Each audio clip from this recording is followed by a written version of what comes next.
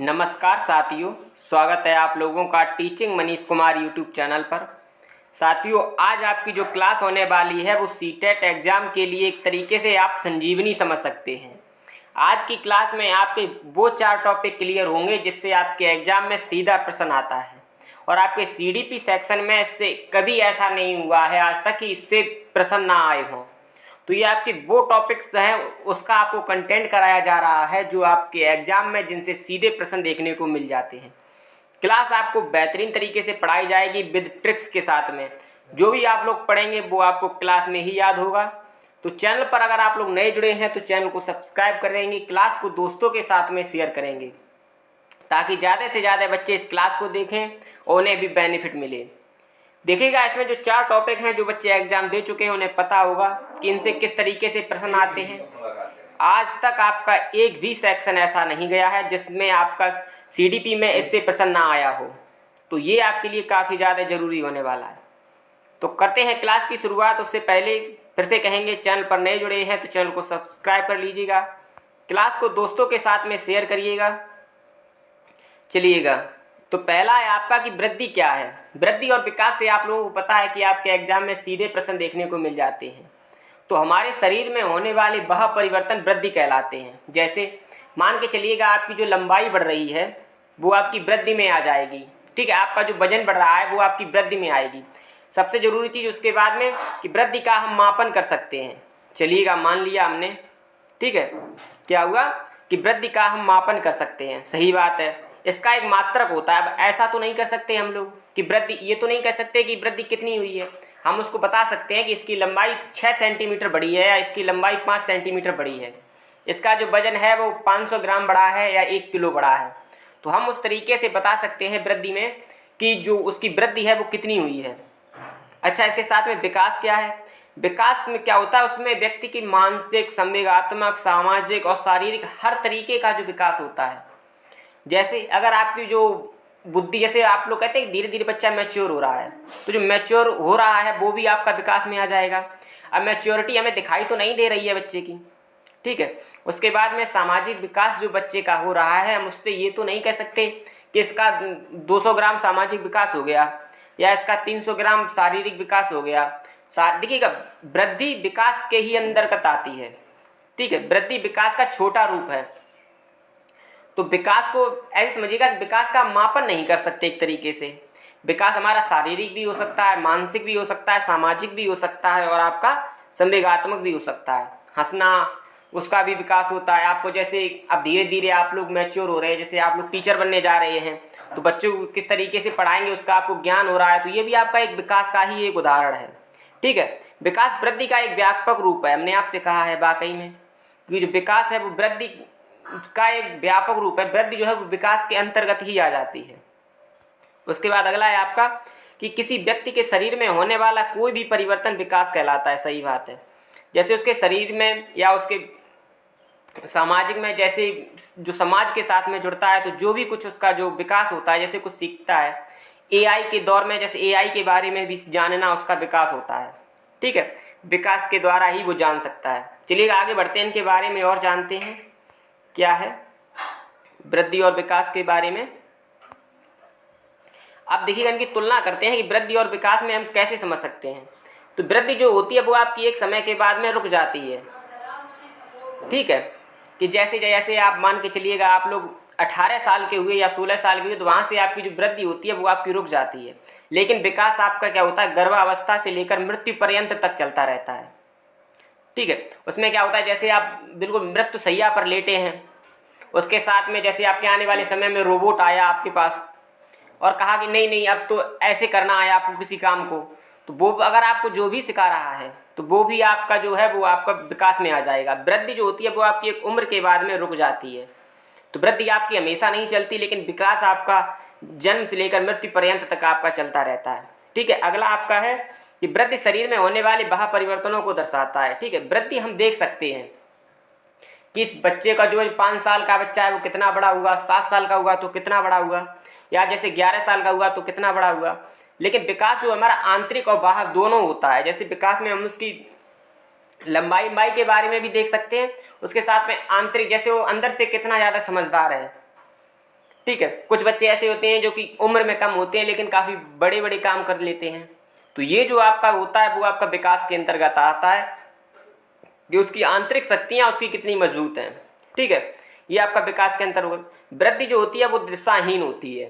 ठीक है, और विकास की दिशा जो होती है वो आपकी निश्चित होती है कि आपका कितना विकास होना है, कैसे होना है, वो आपकी निश्चित होती है। ठीक है, उसके बाद में हम पहले ही बता चुके वृद्धि आपकी प्रत्यक्ष देखा जा सकता है वृद्धि को, कि इस बच्चे में जो कितनी वृद्धि हुई है वो हम देख सकते हैं। ठीक है, और विकास का मूल्यांकन कर सकते हैं, समझ सकते हैं इस बच्चे में इतना विकास हुआ है, चलो ठीक है।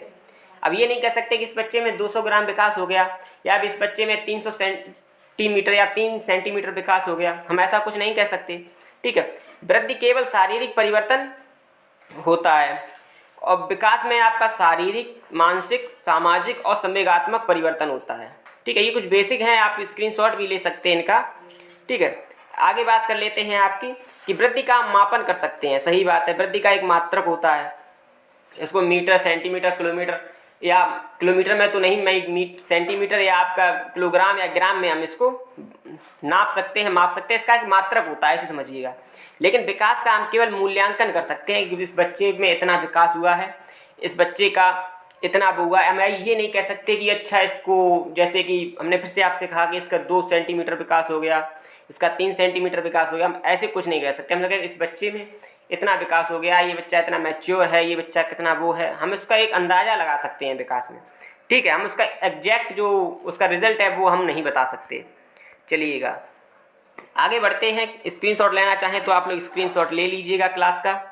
ठीक है, स्क्रीनशॉट ले सकते हैं आप लोग। उसके साथ में क्लास को अगर आपको अच्छी लग रही है तो क्लास को लाइक करिएगा, चैनल को सब्सक्राइब कर लीजिएगा क्योंकि ऐसी क्लासें आपको लगातार मिलने वाली हैं।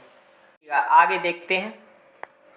सूक्ष्म गतिक कौशल से आप किसी भी शिफ्ट का कोई भी डेट का कोई भी पेपर उठा लीजिएगा सीडीपी में, इससे आपका 1 नंबर का आपको जरूर देखने को मिला है प्रश्न। ये आपके लिए काफ़ी ज़्यादा इम्पोर्टेंट होने वाला है। ठीक है, इसके बारे में जानते हैं। सूक्ष्म गतिक कौशल या फाइन मोटर स्किल होता क्या है? तो इसमें मांसपेशियों का कम यूज होता है। ठीक है, जैसे हम कोई क्रिया करते हैं तो जिनमें मांसपेशियों का कम यूज होता है वो हमारा सूक्ष्म गतिक कौशल कहलाता है। कैसे? जैसे लिखना, हम लिख रहे हैं तो लिखने में हमारे जो उंगलियों का कम यूज हो रहा है। हम कोई चित्र बना रहे हैं तो चित्र बनाने में हमारे जो मांसपेशियों का कम यूज हो रहा है। या जैसे कोई बच्चा है देखो मोबाइल चला रहा है तो मोबाइल से उंगलियों से चला रहा है, तो ये ज़्यादा ये तो नहीं कर रहा है कि पैर मार रहा है मोबाइल में बहुत तेज़ से या अपने हाथ बहुत जोर जोर से चला रहा है, ऐसा कुछ नहीं कर रहा है। तो जिसमें मांसपेशियों का कम यूज होता है, हमारे हाथ पैरों का कम यूज होता है, वो हमारा सूक्ष्म गतिक कौशल कहलाता है। ठीक है, बिल्कुल आसान सा है और इसी से आपको एक प्रश्न देखने को मिल जाएगा आपके एग्जाम में। दूसरा है आपका स्थूल गतिक कौशल। 2 इंपॉर्टेंट टॉपिक्स में से ये भी एक है। क्या है कि जिसमें मांसपेशियों का अधिक प्रयोग होता है।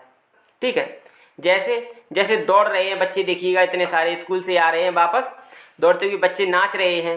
ठीक है, ये बच्चा देखिए तैर रहा है। तो ये जितने भी जिनमें शरीर का अधिक प्रयोग हो रहा है मांसपेशियों का, भागना, फुटबॉल खेलना, ठीक है, तो ये इन सभी में जैसे हमारा पूरा शरीर चलता है, हमारे पैर काफ़ी जल्दी जल्दी से चलते हैं, हमारे हाथ काफ़ी जल्दी जल्दी से चलते हैं। तो ये जो क्रियाएं होती हैं वो आपकी ग्रॉस मोटर स्किल या हम स्थूल माने बड़ा, मतलब ये बड़ी क्रियाएं होती हैं अधिक। ठीक है, ऐसे समझिएगा, सूक्ष्म माने छोटा और स्थूल माने बड़ा। ठीक है, स्थूल माने बड़ा, तो इनमें जो मांसपेशियों का अधिक प्रयोग होता है, तो इसलिए आपका ये क्या हो जाएगा, ये आपका हो जाएगा स्थूल गतिक कौशल। उसके बाद आगे बात कर लेते हैं आपकी स्कीमा क्या है, बताइएगा आप लोग। हर बार आपके एग्जाम में शिफ्ट में आया है और PYQ के लिए ये बहुत जरूरी है। तो आपको जो शरीर की मानसिक क्रियाएं होती हैं आपको प्रश्न में सीधा दे देगा। जैसे आपसे प्रश्न पूछा जाएगा तो उसमें कहेगा कि बच्चा मानसिक क्रियाएं कर रहा है, तो उसमें ऑप्शन में अगर आपका स्कीमा मिल जाता है तो आपका बिल्कुल सही हो जाएगा, आप लोग उसी पर टिक कर देंगे। तो शरीर द्वारा की गई जो मानसिक क्रियाएं होती हैं वो हमारी स्कीमा कहलाती हैं। बात कर लें अगर आपके इसके फोल्डिंग और पाड़ की क्या है,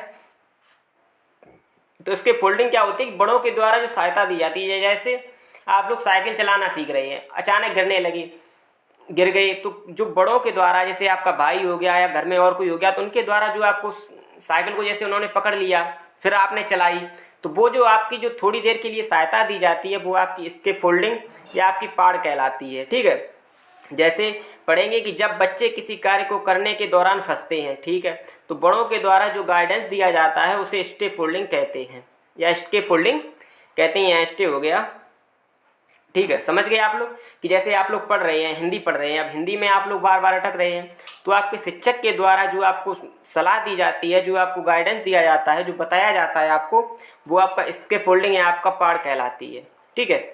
चलिए, क्लास आपकी यहीं तक थी। क्लास आपको कैसी लगी बताइएगा आप लोग। चैनल पर आप लोग अगर नए जुड़े हैं तो चैनल को सब्सक्राइब कर लेंगे, क्लास को दोस्तों के साथ में शेयर करेंगे और पढ़ते रहिएगा, क्योंकि आने वाले एग्जाम्स जो हैं वो आपके काफ़ी ज़्यादा कठिन होने वाले हैं। और चैनल पर जुड़े रहिएगा, क्योंकि आपके CDP, चाहे आपकी हिंदी पेडागोजी हो गई, मैथ पेडागोजी हो गई, या आपका कोई भी सब्जेक्ट हो गया, उसकी आपकी बेहतरीन तरीके से क्लासें मिलेंगी। क्लासें आपकी शुरू हो चुकी हैं, तो दोस्तों के साथ में शेयर करिएगा, पढ़ते रहिएगा और बोलिएगा हमारे साथ, जय हिंद।